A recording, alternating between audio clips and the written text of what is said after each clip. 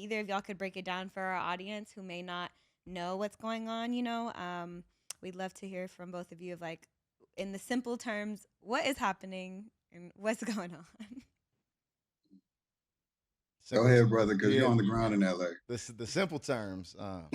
The simple terms. We'll start. You're right. This is nothing new to Los Angeles. We protest all the time. Women's March, George Floyd. Wait, tell me, has everybody been to a protest? Oh, absolutely. Yeah. I've never been to a protest, bro. Never been to a protest. Exercise your right as an American.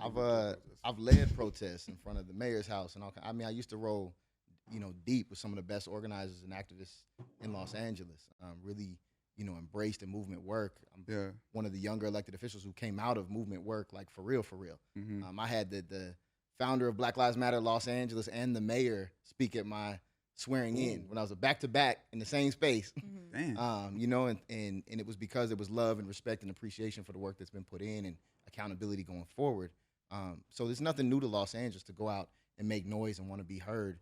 We got 4 million people in the city, and we care deeply about this country, about the city, and the things that impact each of us. What is different about this one is normally when you go out in the streets, you're met with, state-sanctioned suppression, right? LAPD, they come in, kettle you, disperse, tear gas.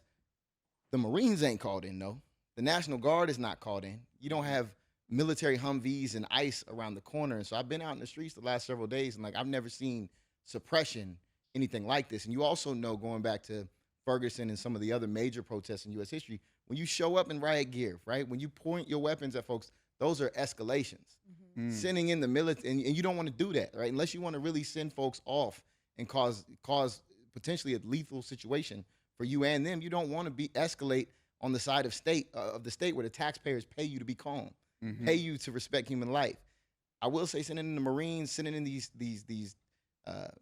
terror squads to come into our communities, it's an escalation like never before.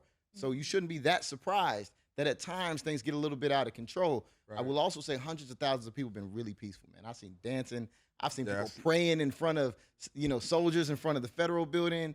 I've seen, one girl walking around with bubbles in the middle of the street, acting all weird, but it was beautiful. I've seen street vendors feeding the I've seen the street vendors on the free, on the one-on-one. I was like, bro, I got to get me a hot dog. Like, I'm starving out here. So, it's so LA and it's beautiful. But